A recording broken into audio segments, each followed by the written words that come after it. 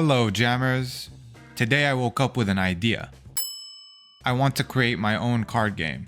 And since I have absolutely no idea how to make card games, we're going to let AI help us a little bit. So today, we're gonna look at 1. Creating the actual rule set for our game. 2. Creating the cards and card types for our game. 3. Playtesting and balancing the actual game. And 4. Creating the card art. Without further ado, let's start designing. First comes first. Every good card game has a balanced set of rules. We need to figure out what the rules for our game are going to be. So I took to ChatGPT and prompted it to create a card game and provide the rules, card types, and a description of each card. In response, we got a rule set for Crystal Quest, a game where you have to collect and steal crystal cards from other players to win. The game is pretty simple. Each player takes turns drawing a card, optionally playing an action card, or discarding a card if they have more than 5 cards. Cards can either be crystal cards or action cards, and if a player collects 3 crystals, they win. Also, we have 6 types of action cards, and we're gonna get into these in more detail here in a bit. Now at this point, I was thinking this was gonna be way easier than I thought, so I prompted ChatGPT to simulate a game for me, and boy was I wrong. In the first simulation, one of the players, Bob, had 3 crystals in his first turn, and according to the rules, he should have won already. The simulation still went on for 3 more turns until Alice stole a crystal from Bob and won the game. We pointed this out and ChatGPT reran the simulation and had Bob winning in the first turn. This is obviously an issue. We want the game to last a few more turns before someone can win. Now before re-looking at the rules, I asked ChatGPT to give me a list of all the cards in the deck and their amounts. He gave us a list of 4 types of crystals, with the diamond crystal being a wild card according to the model, with 4 cards for each crystal except for the diamond, which only had 2 cards. This made me prompt a change in the rules to have the win condition to collect 4 of the same type of crystal, or 3 crystals and 1 diamond. At this point, I prompted for another simulation of a game using the new rules, and the results were so much better. We actually got past 3 turns and players were swapping, stealing, and discarding cards left, right, and center. Now the current action cards are as follows. First, we have a steal action, which is pretty self-explanatory. The player using the action chooses another player and takes a card at random from their hand without seeing. Yoink. Swapping has the player swap a card from their hand with from another player's hand.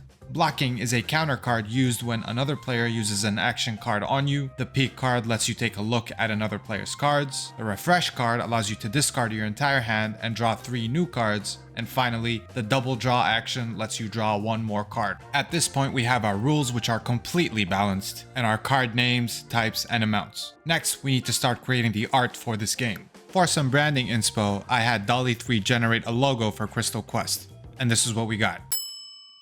Then I had the model generate illustrations for each card. These will be just the generic art we're going to use for now. Later on, we're going to design the actual cards, including borders, backs, and text. Now that we know what our cards look like, let's test out our game. I'm going to be using Tabletop Simulator for this, which I know will be a breeze.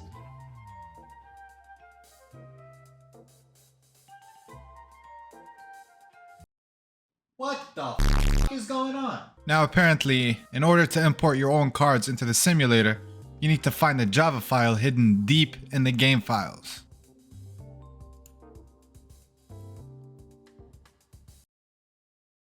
There it is! This deck builder file allows us to drop in our card art and export it in the format that the game likes. And voila, our cards are now in the game.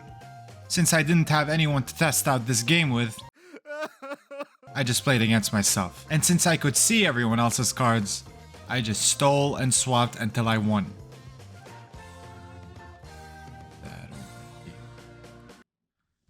Ha! You suck! I was satisfied with the mechanics. Now all that was left was to hop into Illustrator and create the final card art. I downloaded a card game template and worked on creating the base art for all of our cards. This actually took longer than I expected, and it might have had something to do with picking the right font. No. Bingo, baby. Once I finalized the basic card design, I created the full art for the remaining cards.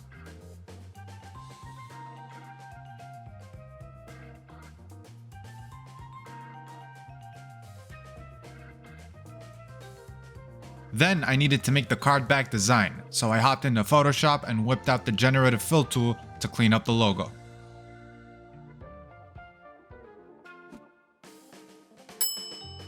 We finally have our final cards. All that's left to do now is throw these into Tabletop Simulator and take them for a spin.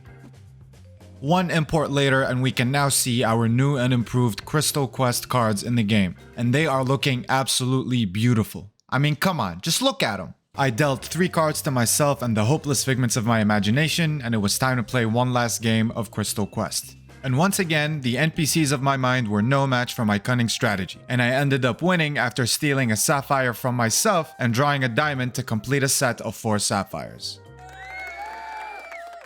And there you have it. We created our own card game along with its card types and card art, and we got to test it out. Let me know if you'd like to see me improve on this game and get it printed so we can have a physical showcase. Please remember to like and subscribe if you've enjoyed this video. It's been Jan Design, and I'll see you in the next one.